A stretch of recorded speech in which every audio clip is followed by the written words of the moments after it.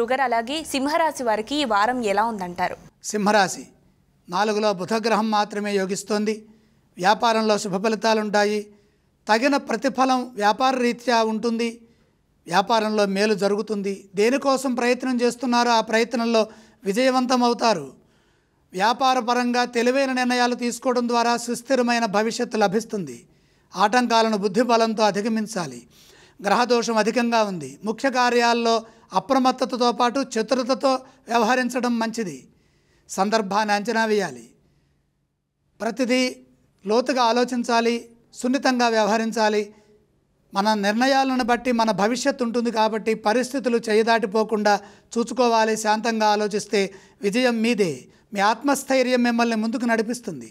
మీ ధర్మం కాపాడుతుంది. ఎట్టి పరిస్థితుల్లోనూ అసహనానికి గురి కావద్దు. ఓర్పును కోల్పోవద్దు. మీరు చేస్తున్న పనుల్లో ఒత్తిడి లేకుండా సకాలంలో పనులు పూర్తి చేయండి.